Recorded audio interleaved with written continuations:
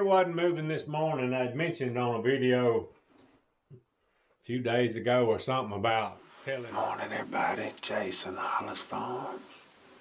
I'm here pretty early this morning, but it is foggy. I'm talking about foggy. I had to drive about 45, 50 all the way down here. Couldn't see anything, so it's gonna take a little while to get daylight this morning, and it's kind of warmed up too. But we'll see what we can do.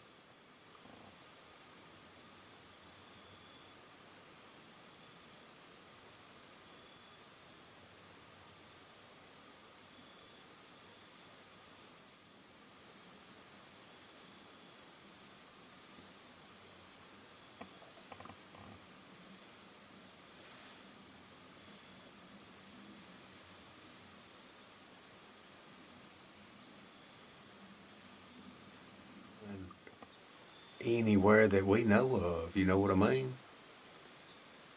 Not like we're planning on doing.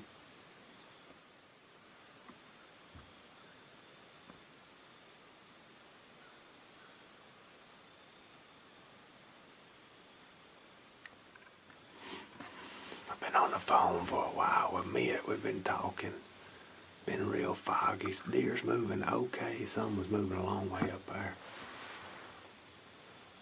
Got a couple on video. It's just been kind of slow, like just hot this morning and foggy. But I'm gonna stay a little bit longer as this sun comes up and burns off. Something might come out. Still a pretty morning. Well, not much action today. One thing I did last night, and I had to edit before I know it. I don't like it when I adjust when I'm zooming and you hear that noise. I think I may have fixed that last night. I don't know. Y'all know by now, but I'm gonna keep playing when I try to fix that because I like my mics like they are, but I'm pretty slow on this techno stuff. But I think I may have found it last night. But anyway. Alright, so I finally got my seat cleaned off enough. Down. I'm working with PJ. Got her riding up front. I can't see the camera. She ain't done yet. Hey, sweet baby. Gotta get her back up front. She's in heat right now too. Down. Got a trainer. Me and Cody been training on her. She does pretty good. She's a sweet thing. She's a gamey little joker too. Ain't you? Down.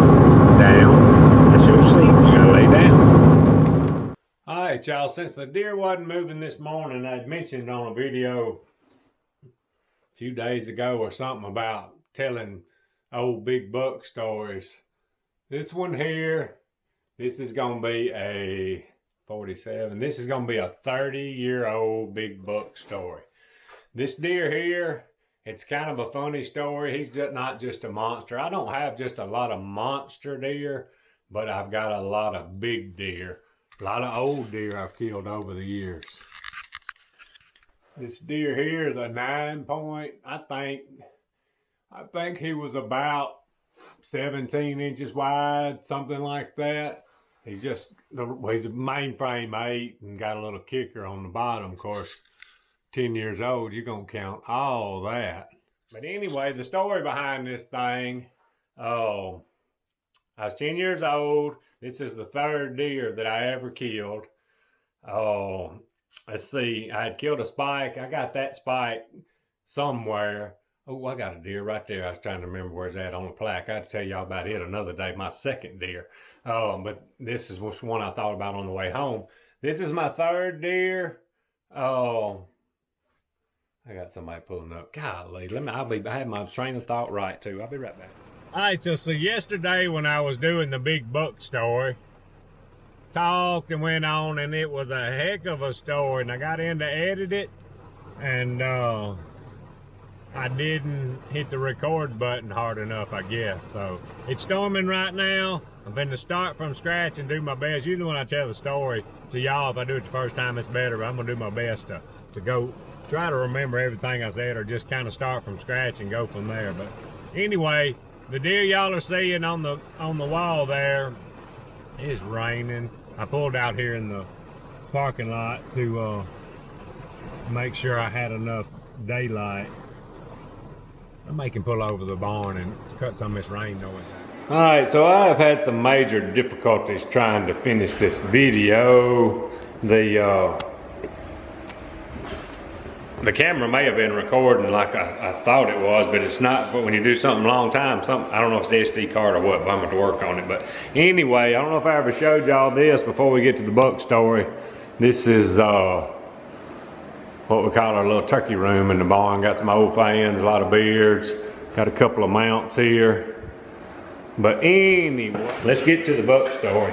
I've told this thing 3 times to the camera and hadn't got it yet. I believe this camera will do it. I was just trying to do it with another one. But anyway, I'm gonna go back again. Try not to get in a hurry. I'm gonna do better the first time than the 3rd or 4th time. But I was 10 years old on the buck y'all saw on the wall.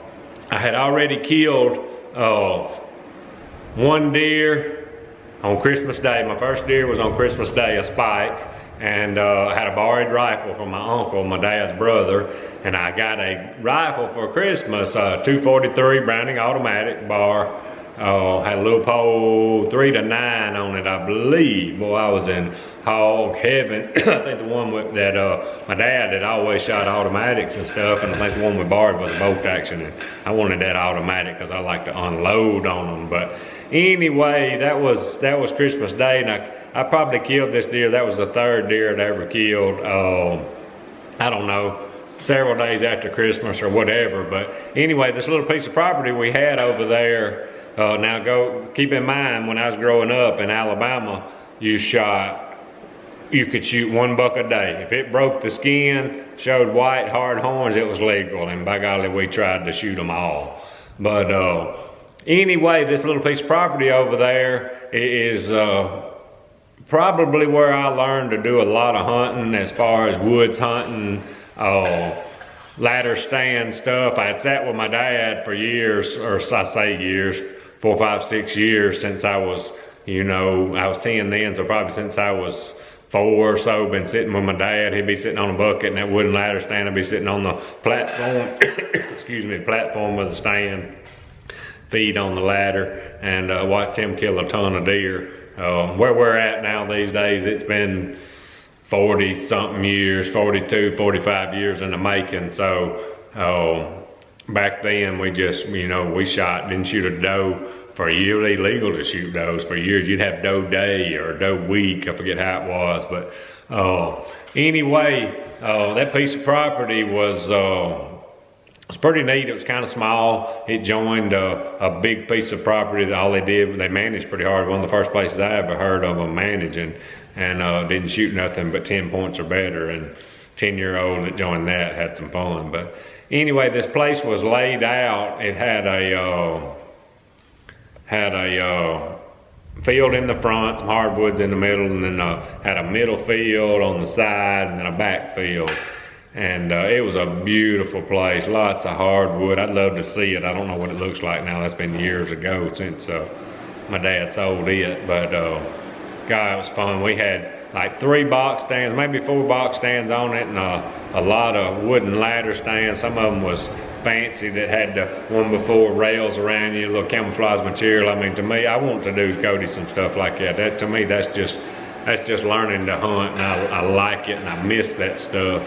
I don't want to miss nothing. Like I said, I'm gonna told this thing 3 times to the camera, and it gets aggravating when they don't work. But the box stands we had, some of the first box stands I ever seen, I guess, was ours. They were probably, I'm gonna say they was 4 by 4 in size, 4 foot by 4 foot. the ladders, we did, I don't know why we didn't use posts back then. I guess nobody thought about it, but you'd take a big old oak tree and the ladder would start at the base of the tree and angle up at about a 45, and then we'd nail, most time it was nails because we didn't carry a generator and have a screw gun. Later we did some of that, but drove nails on everything. Probably drove big nails into the tree. The ladder went up, it was made out of 2x6 at about a 45, and then you took two 4x4s nailed to that and went back to the tree. And Daddy and them he was roofing Walmarts and stuff even back then, and had a big forklift, and you'd take the forklift and set it up on the 2x4s and slide it back towards the tree and nail it down. Super fancy, just thought you had the fanciest thing in the world. No windows, just open holes, you know, in the stand. One chair right in the middle, wasn't big enough for two hardly. Never sat with nobody. I'll finish the story on the stand, but it was kind of dangerous because you'd walk up that angled ladder and then you had about a few feet that you had to put one foot on one 4x4 and one on the other to get to the stand. You reach up there and open the door and then you'd have to strap. It was pretty dangerous, but anyway, wonder a bunch of us didn't die from the way we used to do stuff years ago. But anyway, we did that, and I always, something else I was gonna say, but anyway, I always hunt in the morning time because I didn't have no clothes. I had them green Walmart rubber boots, yellow laces in them, and some kind of coveralls you just didn't have. You know, Cody nowadays, I can buy him just what I get, and it able to stay warm, but we used to freeze to death. So we'd always park, and then early in the mornings I'd go to that front field, and because I'd get cold early and didn't want to mess nobody up, I'd go back to the truck, crank it up and warm up. And in the afternoons I'd go to that back field because you could take it, you'd be freezing to death by dark, but you could just leave and then. But so this particular afternoon, me and Brian we went down there. Brian must have just been, he's 5 years older than me, so he must have just had his license. And we had one of Daddy's old trucks just wore out, old GMC long wheelbase 2-wheel drive, with a little bit of grips on the back. Gas gauge didn't work. We'd cut out and we'd run out of gas on the highway, forget how much was in it, and had to flag somebody down and get gas. I wouldn't dare want to do that these days, it's so dangerous. But here we'd go hunting, we needed a 4-wheel drive, and had a Honda 185S in the back of the truck. That was our wheels, you know, when we got there, and golly, we'd be a mess. It's just a muddy gumbo mess over there. And but anyway, we'd get over there, and you didn't have no binoculars or nothing back then. I don't know if I'd ever seen any binoculars at that time. But all you had was your rifle and your clothes was on. I ain't never seen anybody carry a backpack. We carry so much stuff now, you about need a wheelbarrow. But you'd have your gun on your shoulder and your clothes and a box full of bullets. They didn't carry the box, that wasn't doing no good. I wanted them in my pocket where I could get to them, because, you know, if old Spike happened to walk out at 3 o'clock and you shot him, knew you hit him, you just sat there till dark. If nothing come out, you shot him. You wasn't supposed to do that. It was just one a day, but you know, we did and everybody else did. But anyway, this particular day, I can't remember where Brian went. It must have been over the holidays for me and him to be by ourselves down there. But we got off down there, and I got to the back field. I don't know where he went. And like I said, you didn't have no binoculars, and all you was looking for was it to break the skin, be white, or I didn't care what color it was, as long as it broke the skin and was hard. And every deer that came out, you had to take your scope and had your gun, stick it out the window and look at it with your scope and see what it was. Boy, 10 years old, one walk out, I'd study on it and make sure nothing broke the skin. And I'd hunted with my dad long enough to know that when one walked out and turned around, you knew something else was coming or whatever. And I don't know if I had been with my dad that much at an early age and was that far ahead of Cody or what, or if it's just so much distractions these days. I mean, that's all we did was stay in the woods. That's all there was to do. Mom would run you out of the house, and then you'd get in trouble because you wouldn't come in until hour after dark. We always lived somewhere in the country where there's plenty of places to play, but Cody's getting better at that. He just didn't really, of course I was in the deer business a lot of his growing up as far as that age, and all we did was work. So I'm teaching him a little late, but he's catching on quick and enjoying it. But it's something about them kids like Cody now. He's got the opportunity to go there at the house and about shoot what he wants, but he chooses to come down here to Mississippi, where we're managing real hard and hunt like I'm hunting. So I guess it's kind of how you grow up. I give him the option every time, whatever he wants to do. But he chooses to come down here and try to hunt these old deer. He's trying to learn how to age them when they're walking and all that stuff. But I watched my dad hunt like they did, so that's what we did, and everybody else did. And nowadays, I guess just a little different. It's kind of to the good, especially like Cody. I was a killer. Now I'm gonna tell you, when I stepped out of the truck, I was planning on bringing at least one back, 2 or 3, whatever. Man, and it just wasn't no doe killing. But anyway, you get back there, and every deer that comes out, you got to put the scope on it, put the scope on it, put the scope on it. Well, it was getting about, you know, that 15, 20, 25 minutes before dark, it was prime, you know, on that field. And anyway, the field had probably filled up with does, and you just didn't watch a lot of bucks walk out. I mean, at prime time, a spike walks out, he's hammered. So no telling how many bucks' lives got saved because I shot the first one that walked out. But anyway, this particular day, the wrong one walked out first. So I'm sitting there and I've been scoping everything, you know, just looking. And then this deer steps out, and I mean, you think Boone and Crockett, I ain't never seen nothing like that, unless it was in a store or something somewhere.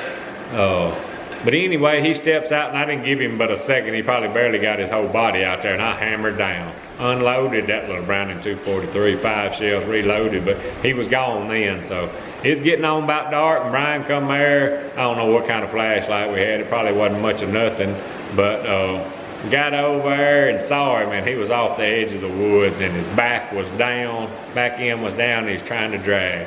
And it's off. I can still hear it to this day. He had the awfulest beller, and it just make you sick. But anyway, Brian eased on in there real quick and shot him, finished him off, and we hooped and hollered, and he's just a stud. If I had a cell phone, we'd have been calling everybody. We barely got there, much less have any of that other stuff.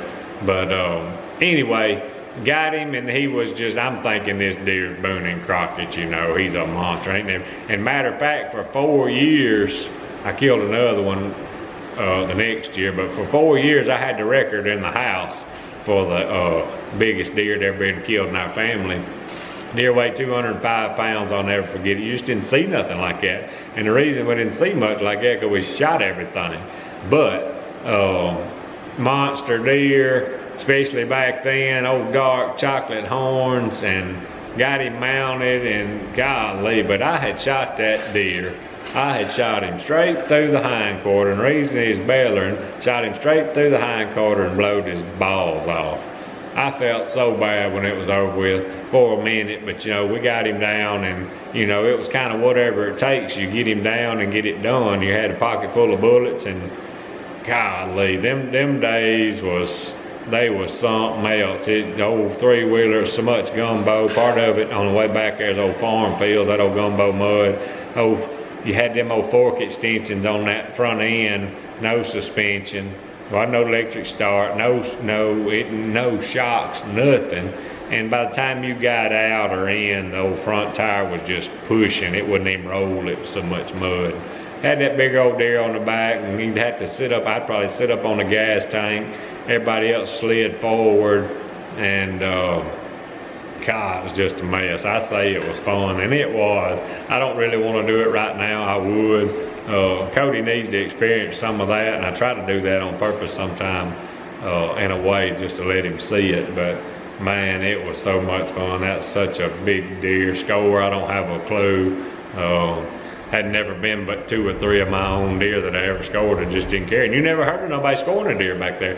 Back then, what everybody asked you all the time was, how wide was he? How wide was he? You know, if you killed a 20-inch deer, that was a monster. It took me years before I killed one 20 inches wide.